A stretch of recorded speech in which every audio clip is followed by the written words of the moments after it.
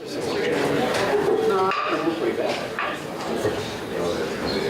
is 9:30. The November meeting of the Wood County Board of Supervisors will come to order. Good morning again, once more, everyone. The clerk has taken roll. At this time, I would ask Supervisor Hamilton to come forward for the invocation, ask the body to rise and remain standing for the pledge of allegiance.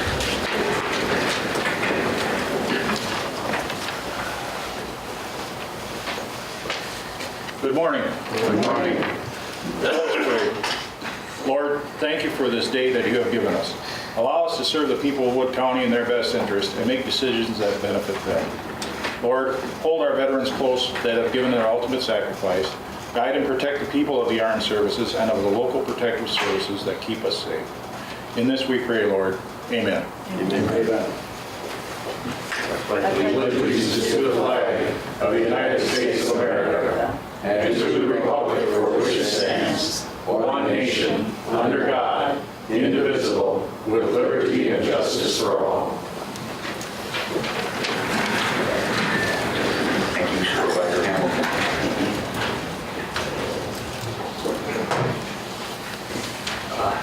October minutes. Supervisor Fisher, second by Hamilton. We have a motion on the floor and seconded to approve the October minutes from the County Board of Supervisors meeting. Is there any discussion, additions, or corrections? Seeing none, all in favor of that motion indicate by saying aye. Aye. Opposed, say no. Thank you. We have no excusals today. In appointments, we have Traffic Safety Commission appointing the Town of Grand Rapids Police Chief to that commission. Motion by Hamilton, second by Fire. We have a motion on the floor and seconded to approve that appointment. Is there any discussion regarding that appointment? Seeing none, all in favor of that appointment indicate by saying aye. Aye. Opposed, say no. Thank you. Resignations, we have none. Public comment at this time. Is there anyone here wishing to make public comment? Anyone? Supervisor Clendenin. Thank you, Mr. Chairman. Not just because I'm a veteran, but I think it'd be nice to have our veterans stand and fought for their country. So, in observance of Veterans Day just being Sunday.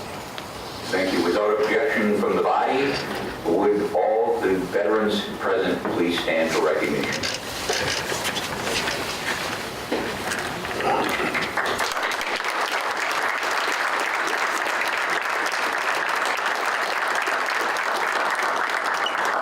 And we thank you for your service. Along those same lines, I'd like to commend DA Lambert. I don't think he's in the room, but it was a very nice ceremony on Sunday as well. From the courthouse, a good turnout. Very well done. So we thank you for that. Acknowledgements and recognitions, we have none today. And that we do have a special order of business and with Jason, and we will, I've talked with Jason, we're going to hold that till the end of the meeting. So that will get us in the packet. And the referrals on page 5 have been given to the proper committees. Page 6, we have the executive committee meeting minutes from October 16th. Supervisor Clendenin. Thank you, Mr. Chairman. And not just because I'm on the executive board, but I rather think it's wrong that those are the only minutes of the executive committee that are in this packet. I don't know why the meeting that we had in November could not be in here. We expect all our department heads to have their reports in. They got them in. I just think it's wrong to have to vote on some of these things and not know how the minutes read. So. Okay. I can say something. The meeting actually was held on Election Day, and stuff had to be into the packet that following day, so that's why a lot of that stuff is missing out of a lot of these committees. It's just because of the annual meeting of the County Board of Supervisors that has to happen on the second Tuesday, so that there's a timing issue there. Not making excuses, but that's just a fact of life. Thank you for your response. Specific to this month, I believe, because of the election. So moving on, page 7, we have the report from the county clerk. Pages 8 through 15, we have the finance director's report. Pages 16 through 19, we have human resources. 20 through 22, IT. Maintenance department on 23 and 24. Page 25, safety and risk management. 26, treasurer's report. Which brings us to our first resolution, and I will ask the clerk to read that. This will be Resolution 18-11-1 to establish Wood County's tax levy for 2018, collectible in 2019. Fiscal note $26,726,389. A motion to approve that resolution. Hamilton, second by Fry. We have a motion on the floor and seconded to approve the resolution as read. Is there any discussion regarding that resolution? Seeing none, please vote.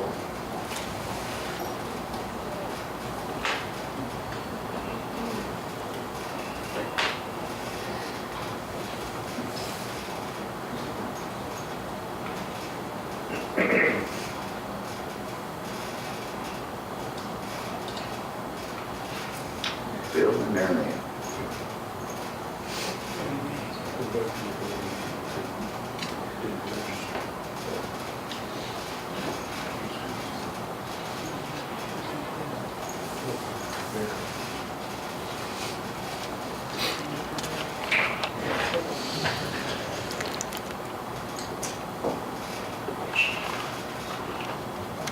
Thank you, and that resolution passes unanimously. Which brings us to our second resolution regarding the budget. I would entertain a motion to approve. You want to introduce first? Sorry, I'm sorry. I'm sorry. No problem. This will be Resolution 18-11-2 to approve the 2019 budget.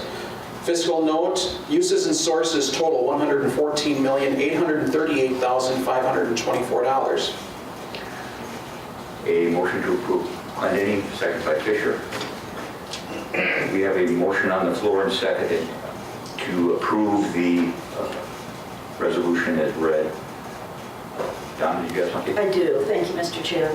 I would like to amend the 2019 budget.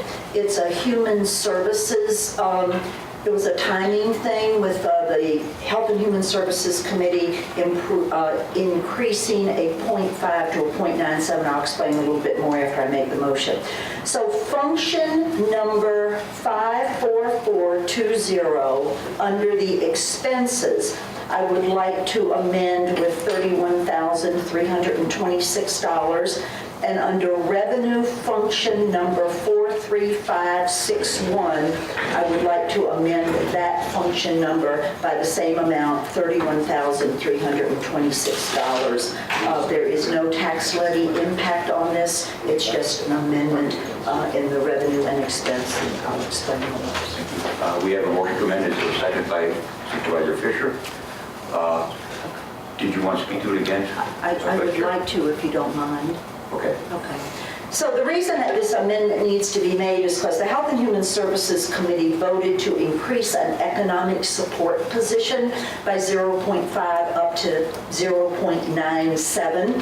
Economic support now has a work requirement that has necessitated an increased responsibility in those workers. This is program funding, not tax levy funding, so there's no tax levy impact.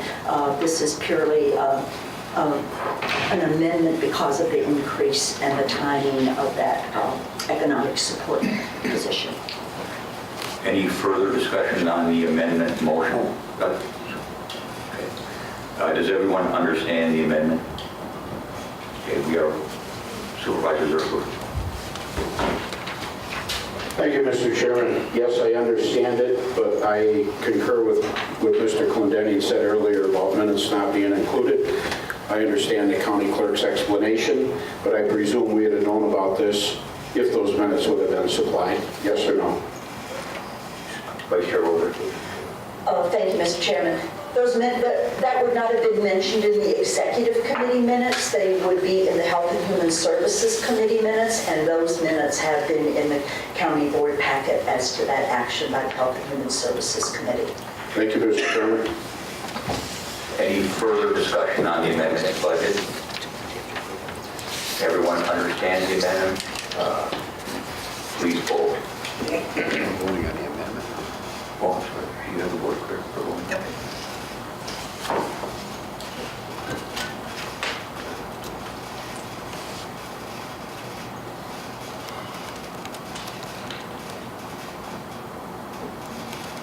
And that amendment, thank you, that amendment passes unanimously.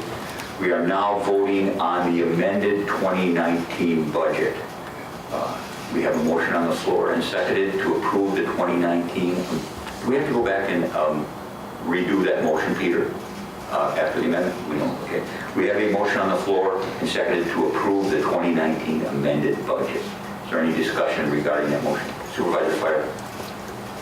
Mr. Chairman, I have a question about the drug court. It's 51215. Does that drug court budget, does that include the Marshfield end of it where we do drug court up there? Is that in the budget this year? Did they add that to the budget? I need to know that because...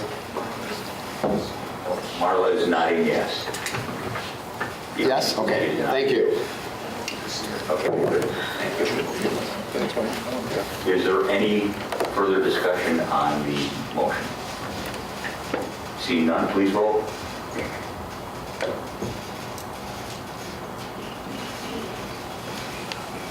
Thank you. That passes unanimously. We have your 2019 budget. Which brings us to pages 29 and 39, which are the budget, which will now be, will have to be somewhat massaged by Marla, I'm sure. You're prepared for that, right? Also? You amended? Yes. Thank you. Thank you. And that brings us to our third resolution on page 40, and I will ask the clerk to read that. This will be Resolution 18-11-3. To amend the 2018 WIC budget for additional revenue and expenditures unanticipated during the original budget process. Fiscal note, no cost to Wood County. The adjustment to the budget totals $33,739. Motion approved by Hamilton. Is there a second? Second by Supervisor Fisher. We have a motion on the floor and seconded to approve the resolution as read. Any discussion concerning that resolution? Seeing none, please vote.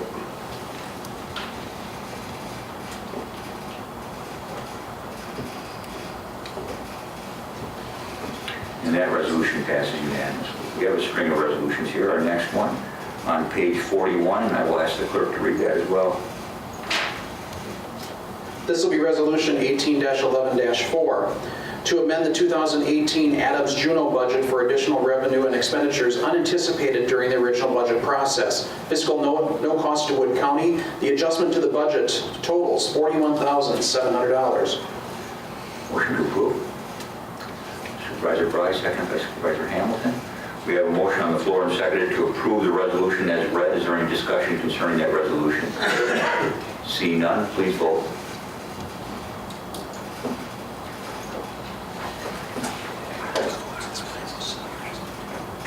Thank you. That passes unanimously as well. Brings us to our fifth resolution on page 42, also from Health and Human Services Committee and Executive Committee, and I will ask the clerk to read that. This will be Resolution 18-11-5 to amend the 2018 grants budget for additional revenue and expenditures unanticipated during the original budget process.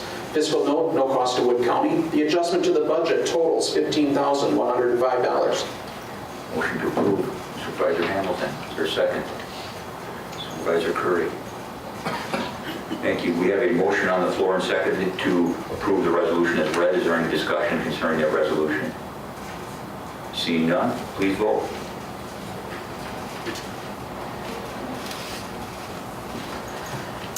And that passes unanimously. Thank you. Our sixth resolution on page 43 from the Executive Committee. I'll ask the clerk to read that. This will be Resolution 18-11-6 to update resolution designating public depositories and authorizing withdrawal of county monies to include number of signatures and titles of authorized persons. Motion to approve by Hamilton, second by Supervisor Fisher. We have a motion on the floor and seconded to approve the resolution as read. Is there any discussion regarding that resolution? Seeing none, please vote.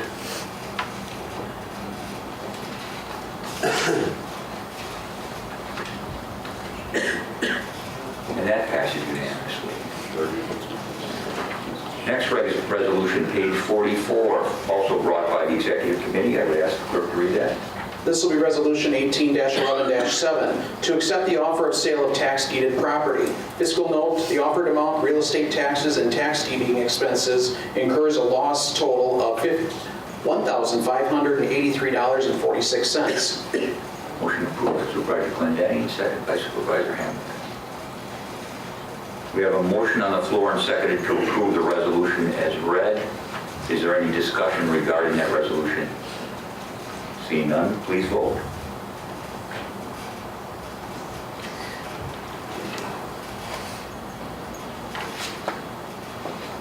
Thank you. It passes unanimously as well. Which brings us to another resolution from Exec on page 45. Would the clerk please read that resolution?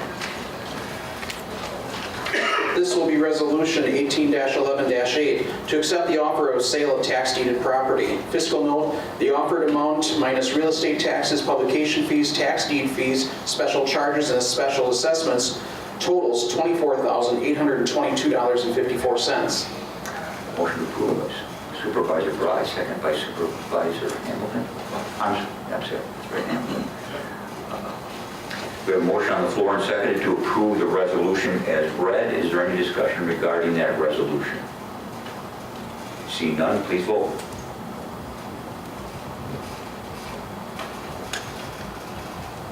And that resolution passes unanimously as well. That takes care of resolutions for a while. Pages 48 through 50, we have Health and Human Services Committee meeting minutes from November 1st. Pages 51 through 55, we have Health Department reports. Pages 56 through 62, Human Services. Pages 63 and 64, Veterans Department. Which brings us to our 9th resolution from Health and Human Services Committee, and I will ask the clerk to read that. This will be Resolution 18-11-9, requesting increased state funding and oversight reforms for Wisconsin's Child Protective Services System. Fiscal note, none. Motion approved by Supervisor Hamilton, second by Supervisor Leitner. We have a motion on the floor and seconded to approve the resolution as read. Is there any discussion regarding that resolution? Seeing none, please vote.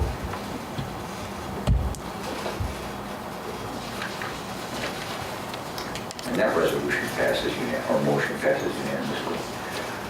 Pages 67 through 75, we have various meeting minutes from Golden Sands RC&D. Pages 76 through 80, Land and Water Conservation. Pages 81 through 86, Planning and Zoning reports. And that brings us to our final resolution in the packet this morning on page 87, and I would ask, that comes from Conservation, Education, and Economic Development. I would ask the clerk to read that.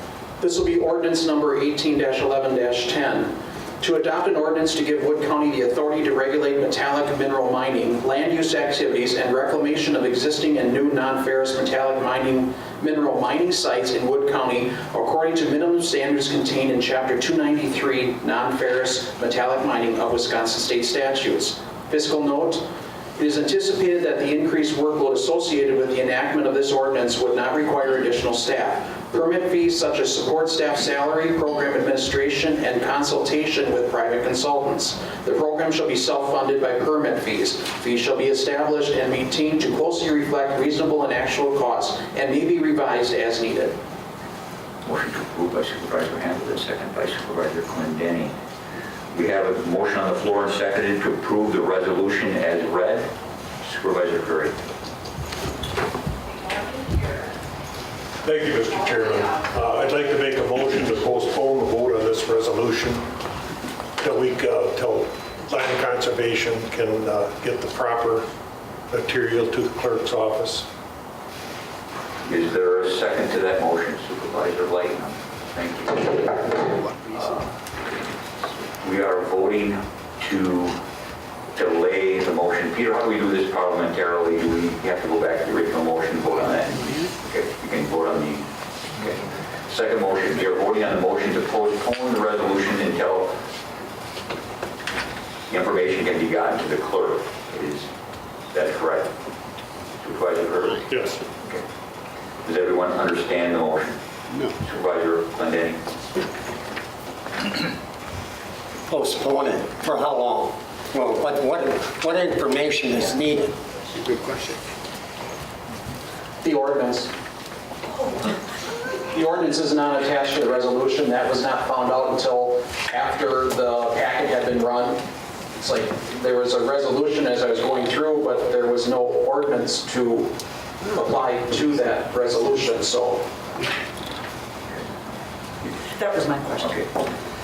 Supervisor Plymouth? Thanks, Mr. Chairman.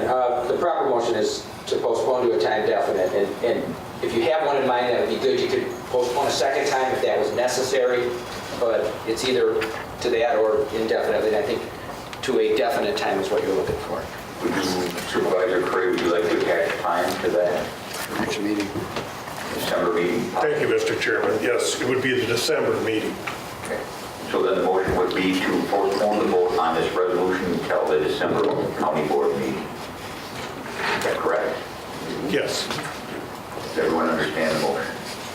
Any further discussion regarding the motion? Please vote.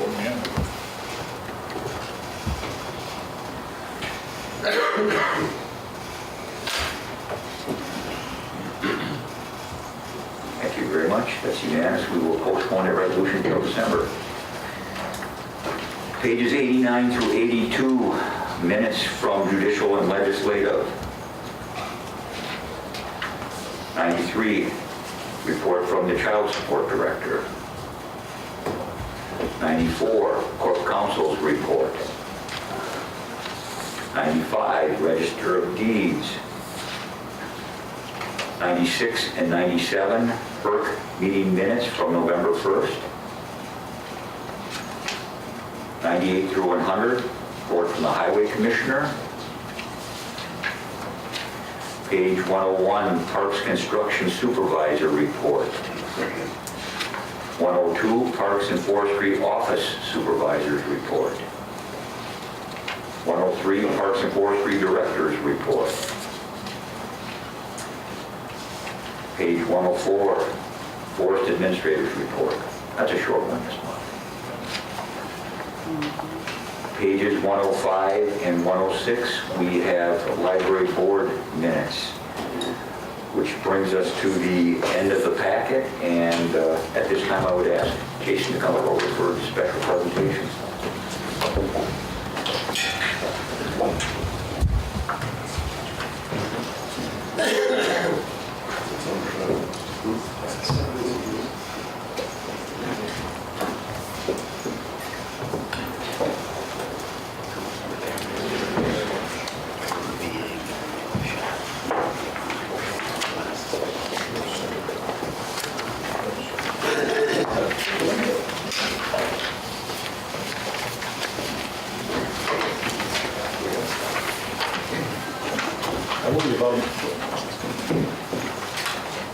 We have about 1 minute to set up here, so we definitely.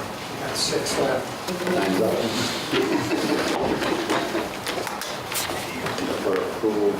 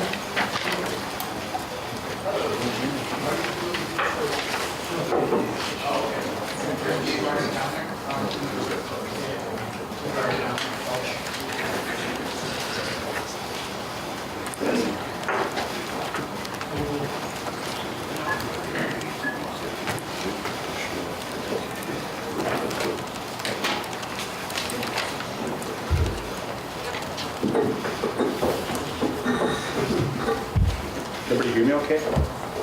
Okay, great. I just want to thank the board and the board chairman for giving me a chance to provide an update on the ATV and UTV road project that we've been working on in the county. This is something that came to the board in March, I believe it was. There was a resolution that was passed asking 3 departments to look at ATV trails and routes in the county here. In the past, different departments, planning and zoning, highway, and parks and forestry, have looked at ATV routes individually for different reasons. And there really hasn't been a lot of action by the county besides the ATV intensive use park that we have here with 10 miles of trail. So this resolution was really tasking those 3 departments to work together and bring something back to the board that addresses on-road routes and trails in the county here. Before I get too deep into it, I want to just introduce some people here that have been a very big part of this process. Although I'm doing a lot of presenting today, there have been a lot of people that have really helped out with this and gotten us to this point.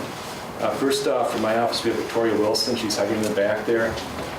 We have Justin Connor in the corner, and Adam Decline. I think he's working right now in the office, hopefully. Yeah. And from Highway, we have Roland Hawk. From Parks and Forest, we have Sandra Green.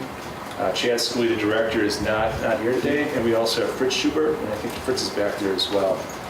So it's truly been, a collaborative effort getting us to this point. I think we've had probably 8 to 10 different meetings as a group, and then in addition to that, we've had other meetings meeting with reps from other counties and things like that, talking to DNR.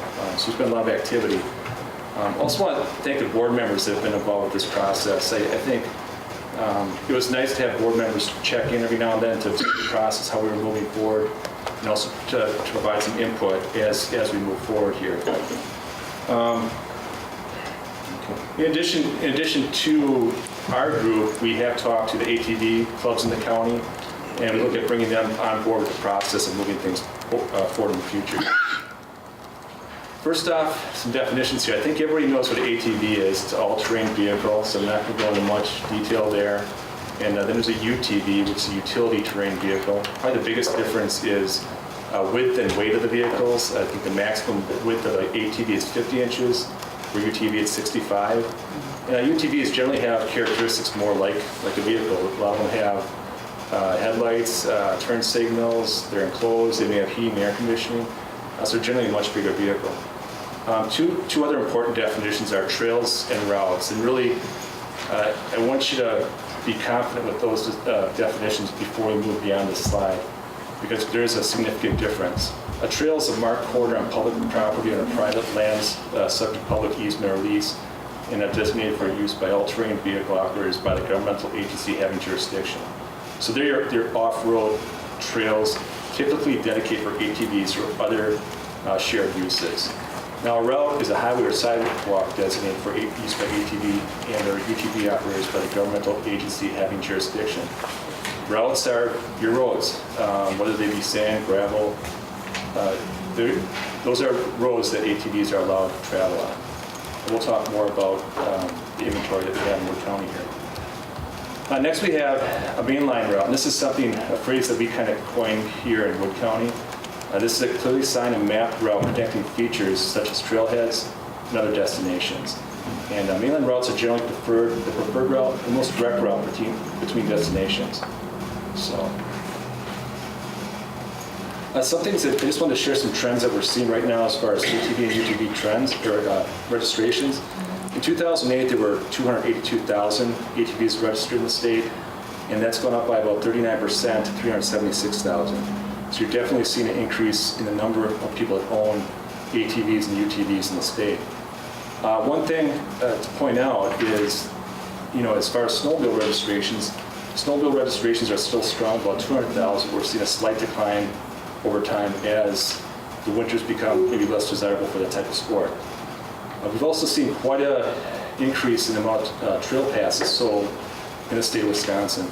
And trail passes are sold to out-of-state riders that want to ride on the routes or on trails in the state of Wisconsin. In 2012, we saw 7,900 annual passes, and in 2017, we saw almost 14,000 annual passes. They can also buy a 5-day pass if they're going to be here for 5 days, and that number jumped from 741 in 2012 to 5,651 in 2017. So there's no doubt there's been an increase in the amount of ATV and UTV ridership in the county and state here. A little bit about the process that we used to get to this point today. Really, when we first started moving forward, we didn't really have a good inventory of what routes were open in Wood County. We knew a lot of townships had passed ordinances that allowed them to open their routes. We had seen some inventory maps, but they weren't really current. So we had staff call the townships and municipalities and see where they were at as far as ATV routes and trails. What we determined is there's 568 miles of road routes open right now. Even before we started our process here, that's what was open. And 10 miles of trails that the county has, and that's at the ATV intensive use area just west of Port Edwards at Highway 54. Next thing we want to do is we want to determine connections to adjacent county trail networks and identify our mainline routes to those counties. And I guess the question that might come up is why do you want to get people from Wood County and out of Wood County?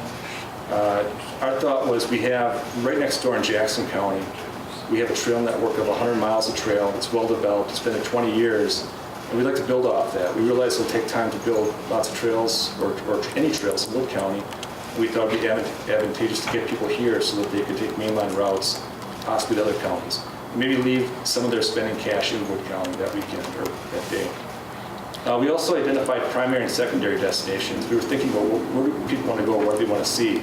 And some of the things we identified as primary destinations include fuel, trailhead, restrooms, lodging, food, ATV sales and service, parks, and other points of interest.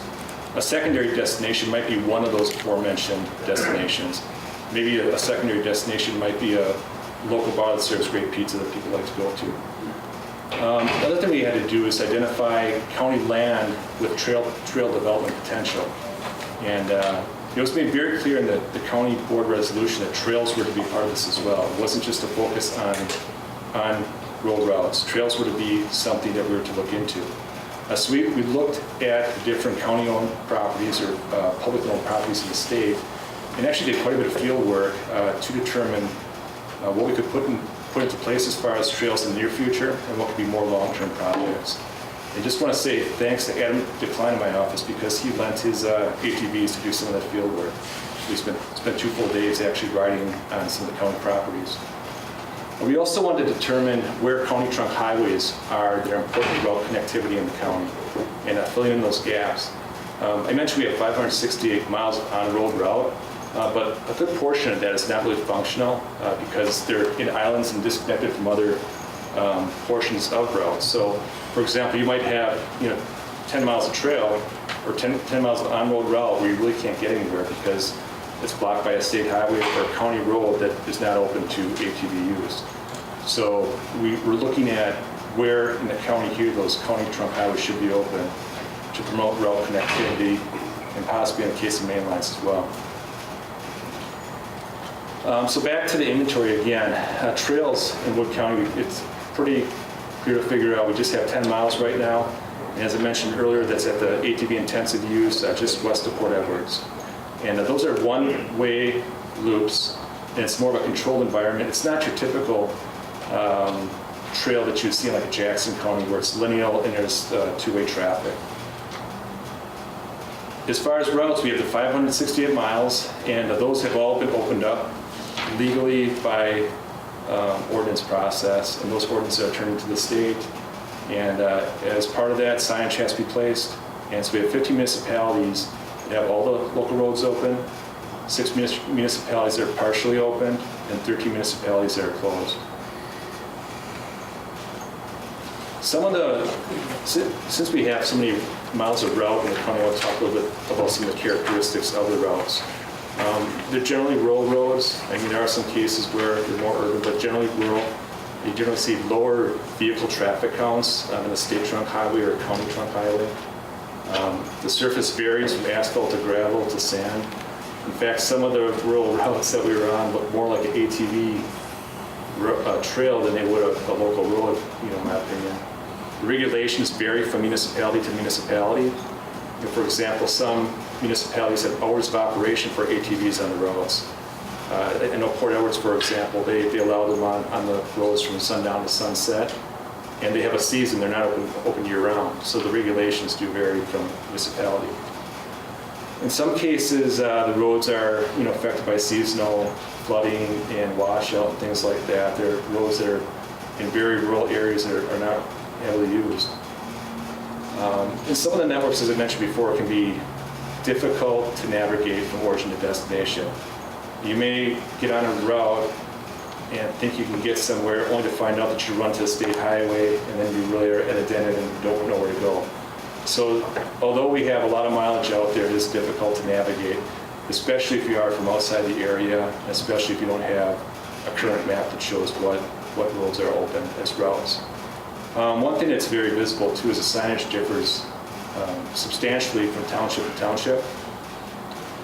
Some townships have done minimal amount of signage because it's lower cost, less maintenance.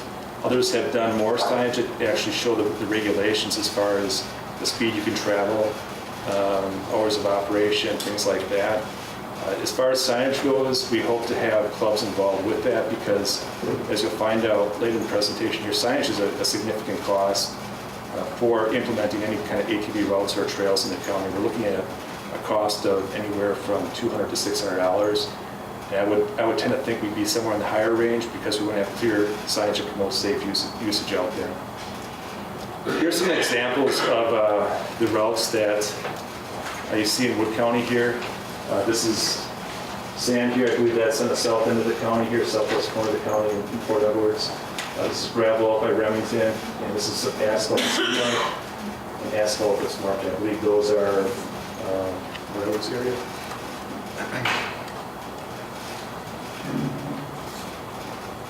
And here's some examples of ATV signage that we see out there. Here we have the ATV route sign with the speed limit, ATV markers on a street sign there. This sign here shows how the season or the times of day the routes are open, the speed limit as well. This is some wayfinding signage in Port Edwards to the Rainbow Casino. And here we have some more directional signage on a stop sign. Yes. And is that legal for either the municipality or the clubs to put it on county stop signs, on town stop signs? Do they have to get permission to do that? Because you can't put up a running sale sign or anything like that on those signs. I think it's different from township to township. I know in our discussions with the highway department, and we'll probably speak more to this, we're pretty hesitant to let non-county staff install signs on county roads. We understand that clubs do a lot of the sign installation on local roads. I think a lot of the townships that have adopted ordinance are pretty open to looser standards as long as the routes are marked. But moving forward, one thing I would like to see hopefully is more consistency from township to township in the county as far as the sign, and also maintenance program put into place so that when signs are stolen or destroyed, they're quickly replaced. Thank you.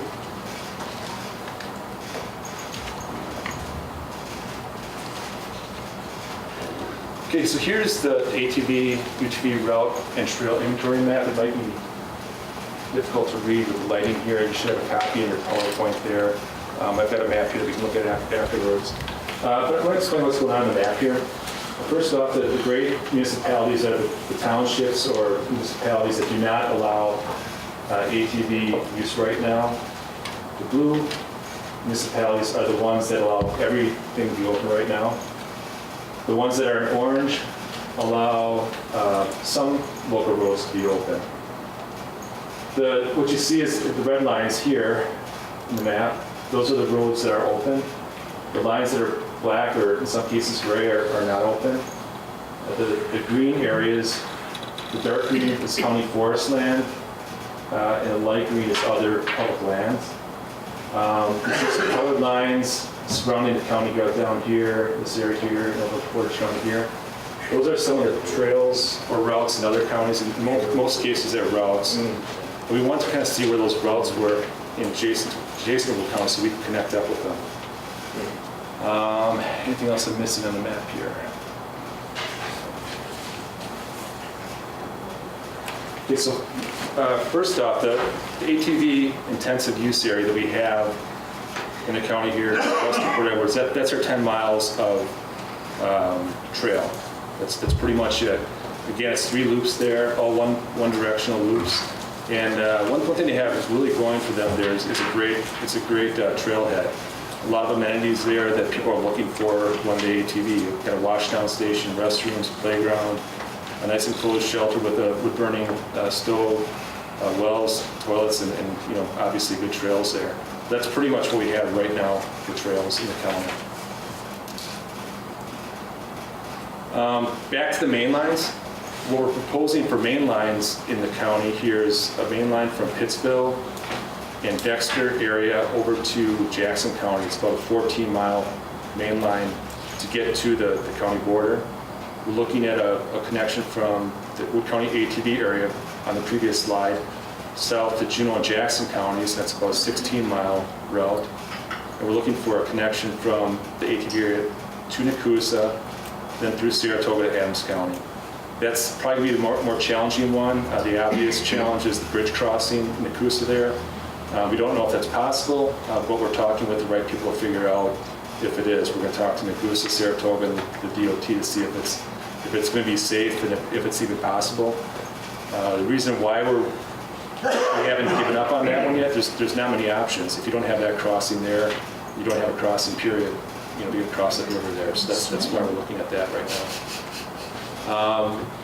So total, what we're looking at proposing for 2019 is 42 miles of mainline routes. And those would be routes that the county would have some jurisdiction over as far as signage, would work with the municipalities to establish those mainline routes, to make sure that we're on the same page and there's no town issues and that type of thing.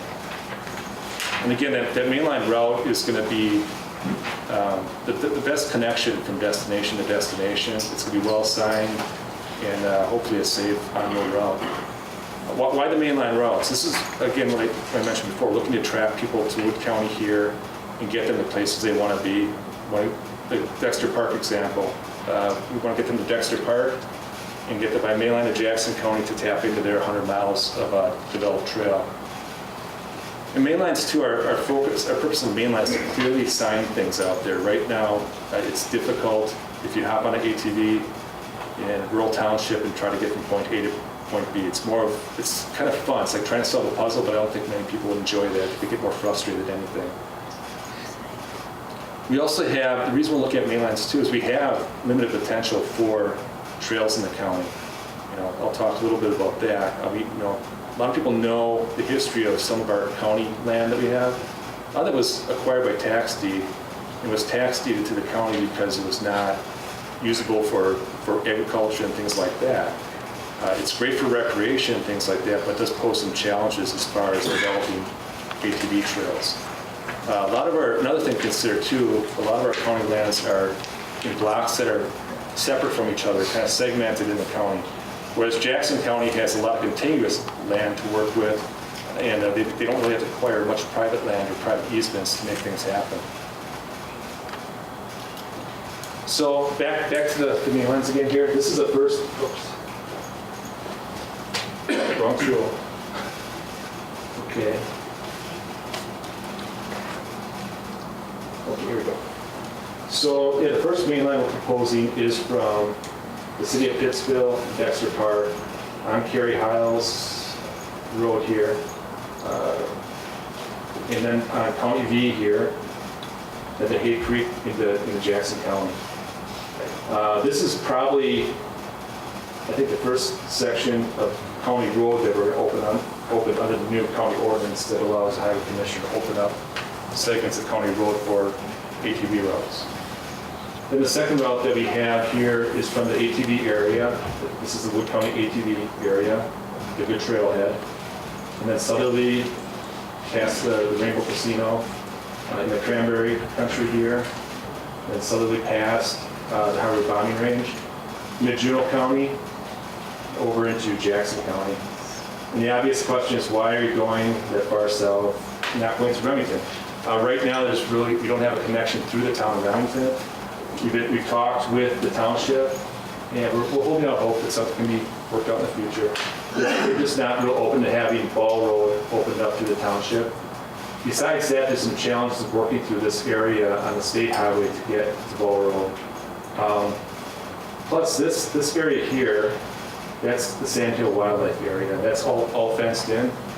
I have talked to them in the past about the possibility, well, in the spirit of exhausting all options, talked to them about the possibility of ATVs being able to enter the park, the fenced park, and do the vehicle tour there.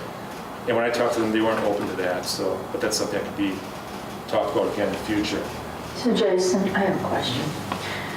So these are all unidirectional. You can't go two ways. You would have to go south if you picked up the village. No, you can go both ways. You can go both ways. So is there any plan to connect this trail right here with that trail so you could start at the village of Port Edwards and end up in the city of Pittsville? Yeah, definitely. There's something, I'll talk about that with one of some of the challenges.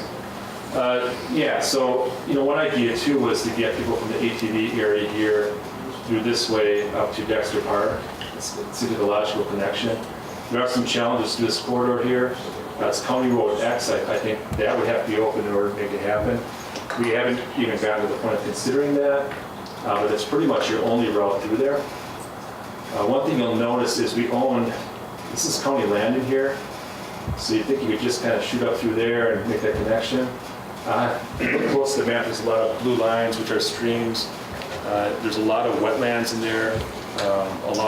It's very difficult, very seasonally wet, not real conducive to ATV trails, and it would be very, very costly. So that connection is something I think we'd look at in the future. It's just something we haven't brought forward now as a proposal. And then the final mainline route that we're looking at would be from the ATV area, south through Nakusa, hopefully cross the bridge here someday, and then through Saratoga into Adams County. And the reason we're looking at that connection is that there's a strong ATV club in that area, and there's a strong belief we believe there's some forward motion in Adams County right now as far as ATV trails, so it'd be nice to connect up to those in the future.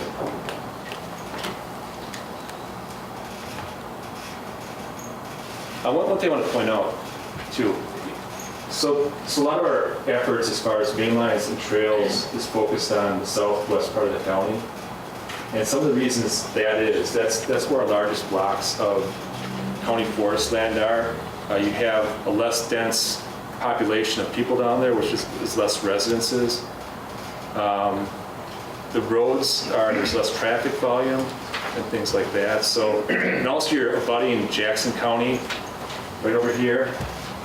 And you have those connections and Jackson County has that well-established 100 miles of trail, and they have about, I think, 33,000 Facebook followers that follow if that trail's open or closed, and about 21,000 people that visit Jackson County to spend $300 to $500 a day, I think it is, or per person trip.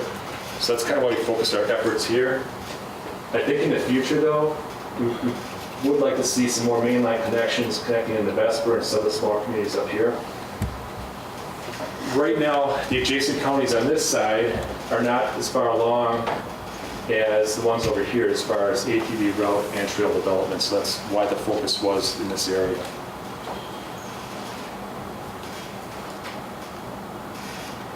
Okay, so proposed trails. So now we have some trails that the county's looking at putting in place.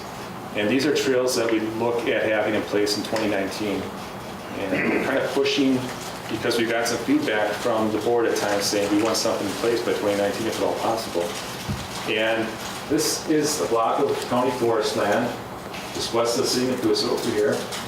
And historically these have been county forest roads, so they've been used and maintained for harvesting timber out of those areas.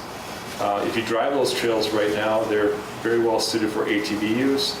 There might be some minor gradient filling that's needed, but you have about 6 miles here and about 1 mile here that are in some cases better than some of the local roads that I've seen in the county here. So if we could get something in place, probably in 2019, One thing to mention that those would be multi-use trails. We'd have to sign those as multi-use trails. We still anticipate that people would use those trails for hiking, mountain biking, things like that.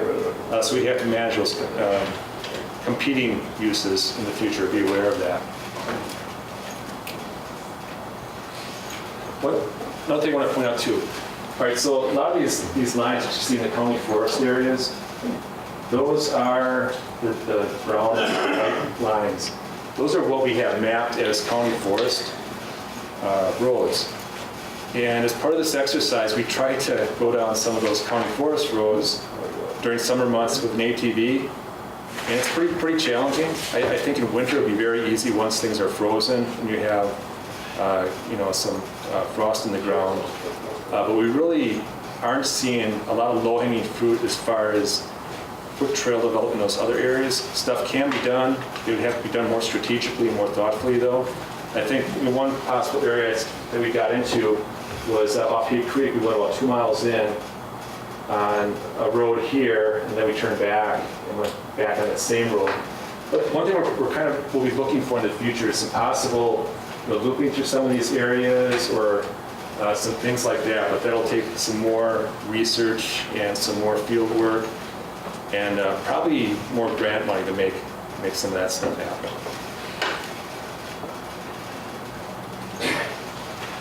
And again, these are the proposed trails, and hope to have those in place in 2019 if the board so decides.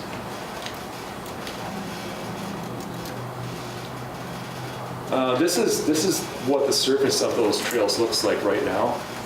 You see in some areas it's more of a sandy surface that might be susceptible to washout, ponding, things like that. Might need some gravel put in place over time to maintain the base, especially if you have a good traffic volume going through there. Some of these areas here, it's hard to see in this picture, but those are pretty solid gravel bases to work with, so there's a real good base in place that we can probably open those trails up tomorrow and be fine in some of the areas where there's more gravel. At this point, we turn over to Sandra Green from Hearts and Forestry, and she's going to talk a little bit about the funding structure in place for grants and trails. Thank you, Sandra.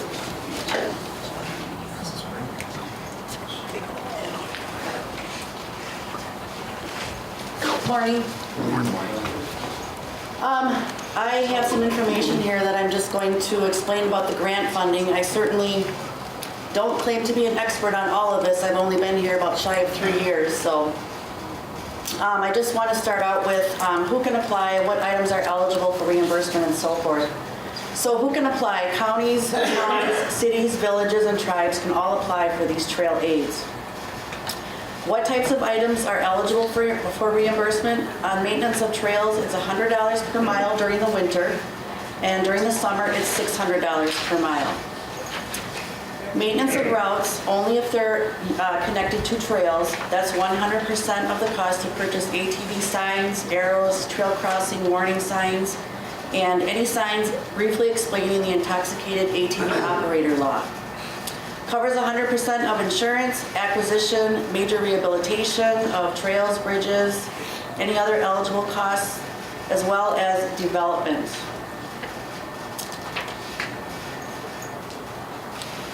Applications are due every year on April 15th, so if we move forward in this and we do end up applying for a grant, we would need to have that in April 15th.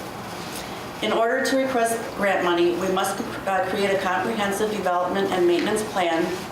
And then there's 2 applications that we have to complete. One would be for development and one would be for maintenance. The maintenance we do now with our intensive use area, which is the same thing we do year after year. So this certainly, if we move forward, this would be a more comprehensive plan that would be put together. And then we forward our application to the regional community services specialist by the deadline in order to be eligible. Grant eligible projects, what items are eligible? Retroactive architectural and engineering fees, environmental impact statements, all site preparation and landscaping, and camping and playground facilities as long as they're connected to trails. What items are eligible under maintenance? Trail or special use area repair or rejuvenation, sign and post replacement, bridge and culvert repairs, maintenance and normal repair or replacement of toilet and shelter facilities, trail grooming, brushing and grading, and the materials, labor, and equipment rentals to accomplish these activities. Finally, notes of interest, meeting with the community services specialist recently, Annie Leckler. She stated that the ATV new trail development is the highest priority for funding right now at 100%. So whatever kind of a grant we put in, pretty much guaranteed to get that amount awarded to us. In the past, I should have put up their past, but the priority listing for the highest priority was maintenance, insurance, and acquisition of existing trails and intensive use areas, followed by bridge and trail rehabilitation, finally development of new all-terrain riding opportunities and support facilities, whereas now that is a priority and number one on the list. And as a last note, Annie said the DNR just completed a new development project in Chippewa County for about $492,000, which was awarded at 100%. And any costs, she said any costs incurred prior to receipt of a grant are not reimbursable and may jeopardize our entire grant. I guess we would have to find out exactly what that means, but I guess moving forward, if we're going to open up anything prior to the grant, putting up signs and such like that, that stuff would not be reimbursed. So I don't have anything else. If anybody has any questions, I'll try to answer them. Okay, thank you.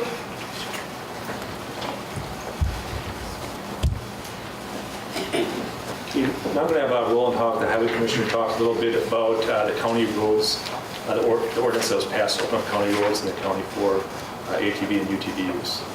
And probably some other updates here too.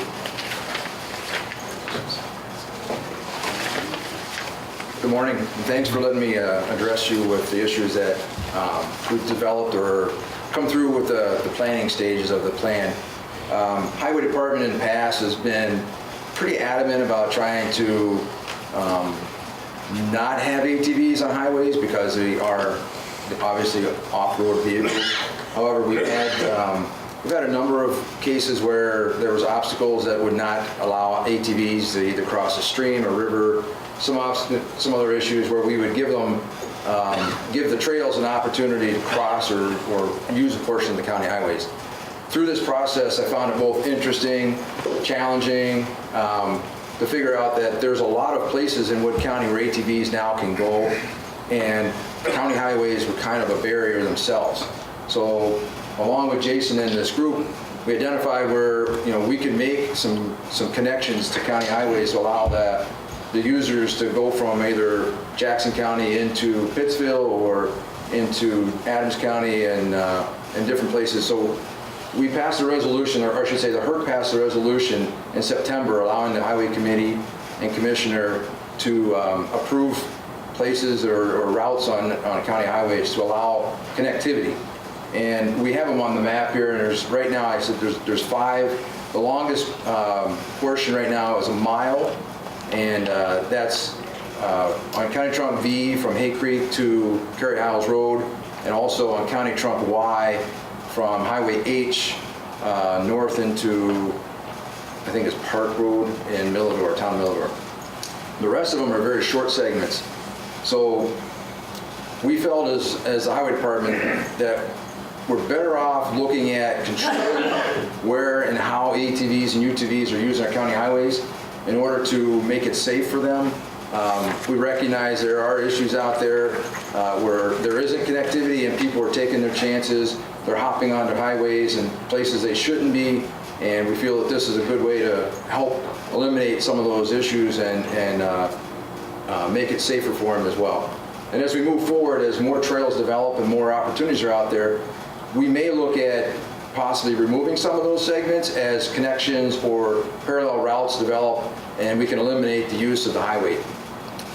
But a couple of updates I have.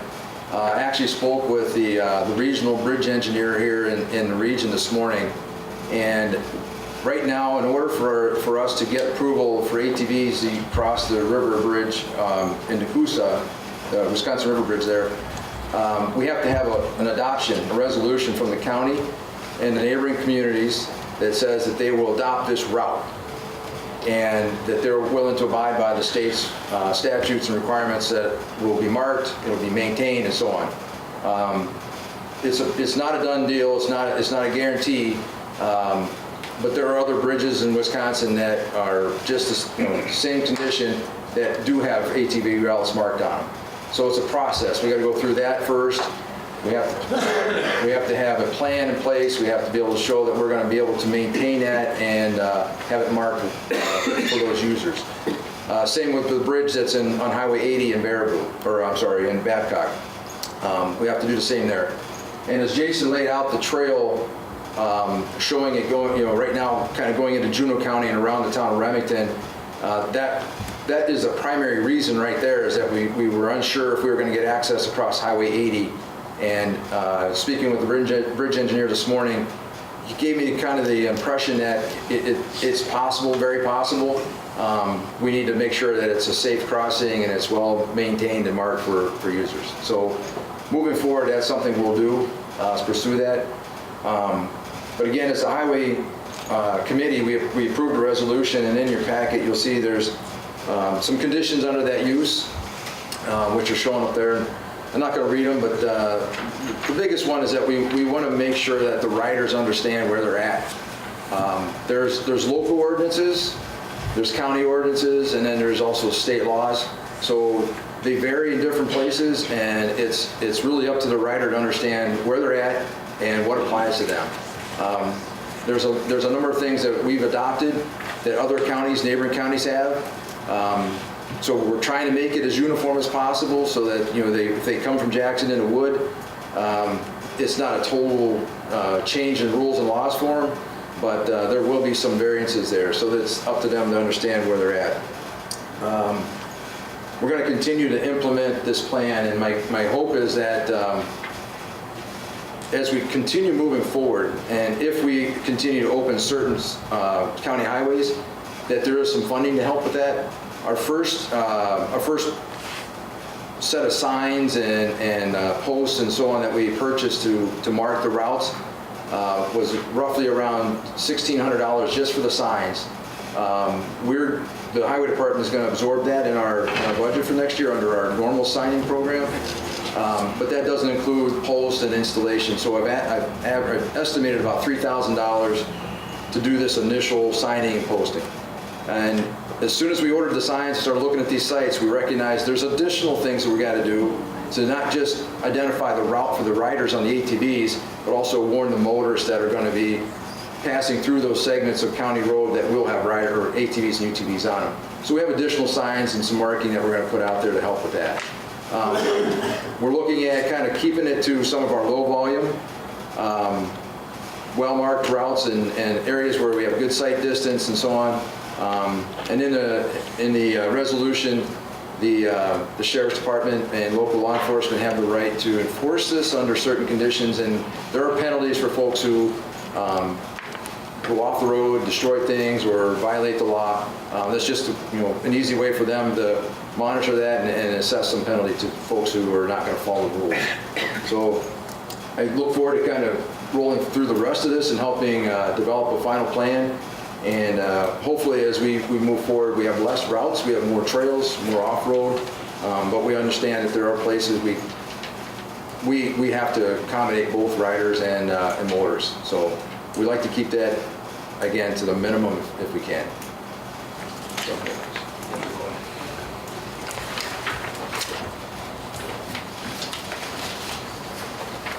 Okay, we're on the home stretch here. Okay, so the one question that's come up a lot along the way is what's the economic impact going to be? And I think it's pretty difficult knowing this whole volume of people that come here. One thing that's pretty safe to say, though, is the amount of money they're spending when they do make a trip.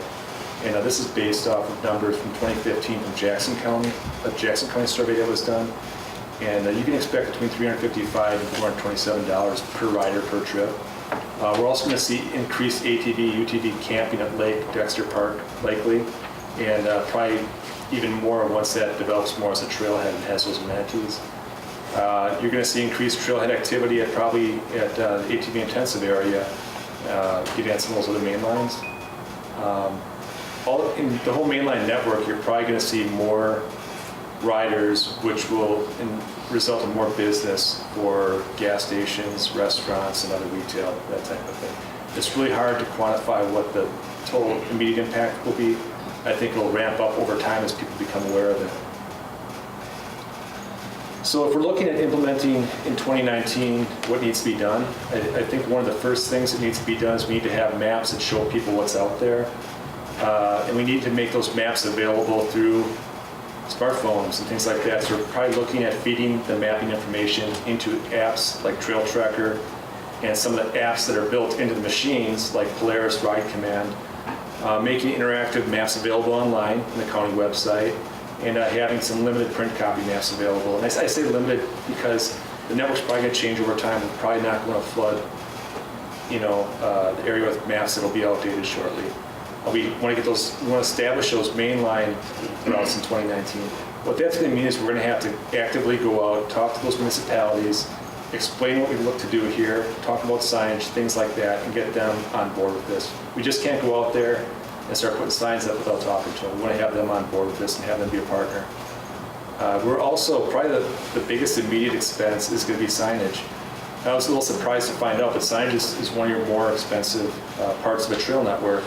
And the number I threw out there before is, I think, $200 to $600 per mile.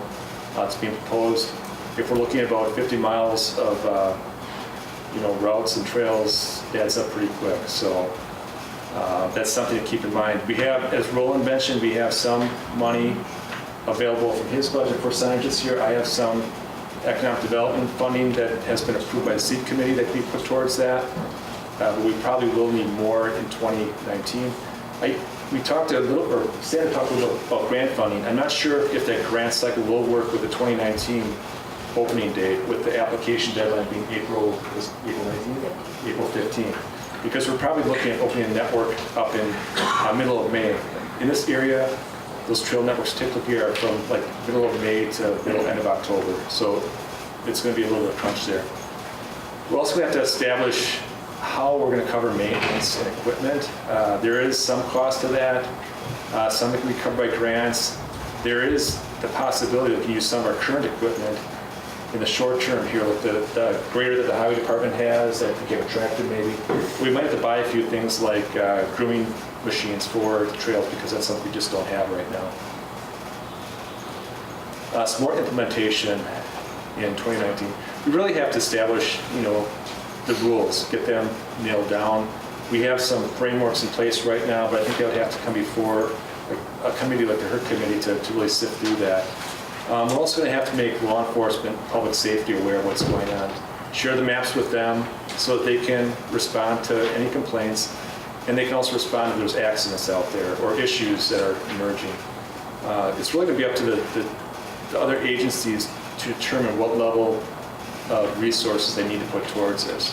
And then again, we have to market the trail network and the mainline routes and coordinate with adjacent counties. We talked to Jackson County already. We met with them a couple weeks ago. They're pretty much on board with us tying into their network and kind of piggybacking off of what they already have established there. So I'm hoping in the future they'd be a great partner moving forward, not only in the trail network, but the marketing and mapping and things like that. When we were going to leverage the marketing too is to work with the CVBs or in the business of marketing to help us along.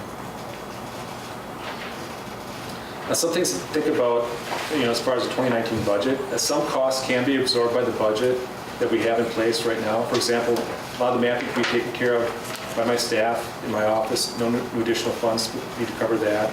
And there's some marketing money there. Generally, though, there's a lot of funding that hasn't been budgeted, so we're going to have to find some way of making funding available to make things happen if we want to do it in 2019. And that may result in it coming from contingency. And the sign thing, again, I've talked about this a few times. The signs are going to cost some money. We'll have to find a way to pay for that. And then the highway department may need to look at some equipment, or parks department, or figure out leases on stuff, or borrowing equipment to make things happen. and some other considerations as far as the budget. With some of the maintenance, there is reimbursement from the state. Same with enforcement. When we do enforcement, the sheriff's department, they can get reimbursement for the state for maybe UTV or ATV or some of the staff time that's used for enforcement. And we also need to do more work, if you haven't figured out already, we need to do more work on developing accurate cost estimates. Right now we have a concept and some general costs, but nothing real specific. And so as far as long-term implementation, we're looking at having an ATV and UTV master plan at some point that'll position us better for grants and allow us to put bigger projects into the CIP. Consider trailhead enhancements and amenities like Dexter Park. Consider additional main lines more into the northern part of the county. Do a future economic development study, determine what the impact of the trails is in the county and what our return on investment is. Maintain the balance of competing uses out there. For example, we have that county forest land. We're going to open that to ATVs, but we have to be aware that there's other uses of that property. We have to balance those out. People hunt there, people do other things, we'll have to balance that out. We have to monitor safety issues and concerns, maintain a balance, leverage resources from the ATV and UTV clubs in the future to help maintain and develop the trails. So this is the last slide. And so what we're looking for now is some direction from the board. There's a variety of ways this could happen. You know, something could happen today where a motion is made to establish in 2019, for example, that we have 42 plus or minus miles of main line and 7 miles of trail on county forest land. I would think it would make sense to have HERC oversee this because HERC has oversight of parks and forestry as well as the highway committee. And if more clarification is needed, you could possibly look at a resolution in December clearly identifying what the path forward is, but it's really up to you as a board to figure out where to go from here. And at this point, if it's okay with the chairman, I entertain questions. Thank you very much. It was a wonderful presentation. I personally don't think we should take any action today. I think that should come from a committee and bring those recommendations to the county board. You addressed a lot of the things that I was concerned about. Number one, safety. I think that's huge. What are the speed limits across those bridges right now in Babcock and Nakusa? Do you know what those speed limits are? They're 25. Okay, so I was thinking, you know, we have to really, I mean, 25 is reasonable. And I remember we were in Hilton Head, South Carolina, and their bike trails are just wonderful in Hilton Head. And we had to go across a bridge on the bicycle with people going like 65 miles an hour. And even though there was a bike trail, it was like, oh dear God, please don't let anybody hit us, because there were about 7 of us in the bike. So that really, when you said going across, all I had is visions of us riding this bicycle across this major bridge in Hilton Head. So safety is a huge issue. And then law enforcement, you address that, because that's a huge thing. You know, people drunk out there on ATVs, and you know, that would be horrible. And then I'd like to see more in the northern part of our county too, because I agree with you that we're talking about all this because of the demographics and the availability of land in the south. But I know there are a lot of people that are interested in the northern county and the northern part of the county with ATV trails.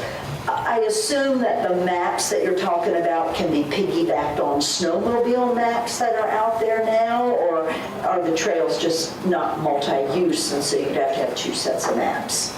Well, I think one part of our exercise was to look to see if we could utilize snowmobile trails for ATVs. It's really not, it's not a good combination. Generally, your snowmobile trails are on private land. The snowmobiles run when the ground is frozen and there's a good snow cover. There's no crops on the field. The snowmobile season's pretty short now. And two, we talked to Jackson County about having, right now they have some of their trails open to ATV and snowmobile use. And they gave us the impression it's not something that's working out real great, and they're probably gonna talk more about it in the future. So we really didn't push too far down that path of, having shared ATV and snowmobile routes or trails in the county.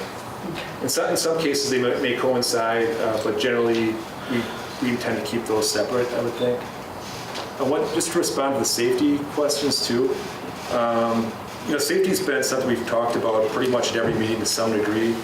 The DNR puts out an excellent report, very easy to understand, that talks about ATV safety, and has the number of injuries, fatalities, that type of thing. They also have that with snowmobile program as well. So if you want to look those up and want to see me after, get more information on that, I'd be happy to share it. I just think this is really exciting. I think there's a huge economic benefit to developing this, and if we can do this cost effectively and as safe as possible, I just think it's a wonderful open for economic development in the county. Any other questions? I don't have any questions, but I do agree with Supervisor Rosar that I think this should go back to a committee to discuss and bring back an official recommendation to the county board. I guess I would be making a motion that maybe we have a joint meeting of the seed committee and HERC, since this both has an economic development impact and a highway and recreational impact.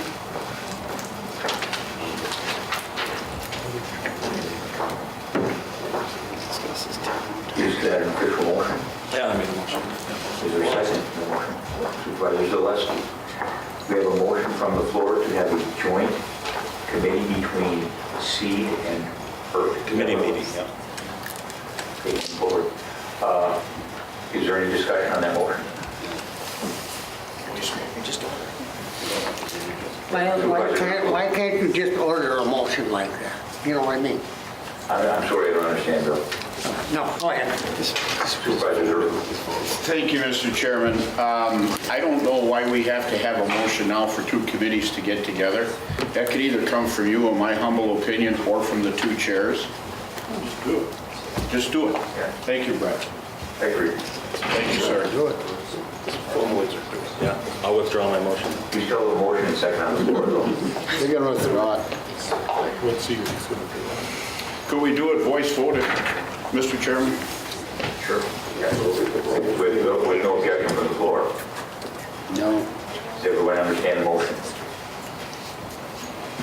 To have a joint meeting between SEED and HERC. Any discussion on that motion? All in favor of that motion indicate by saying aye. Aye.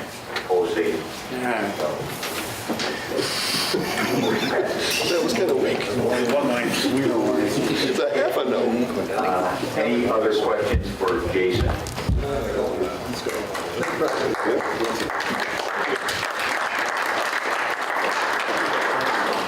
Thank you, Jason, Roland, and Sandy.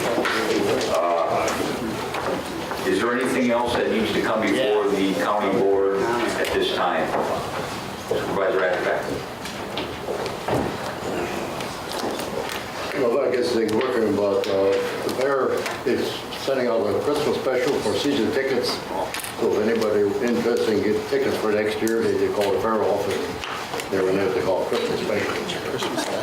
Really? Thank you, Supervisor Atterback. Anything else that needs to come before this board today? I would make a motion to adjourn. Before we adjourn, a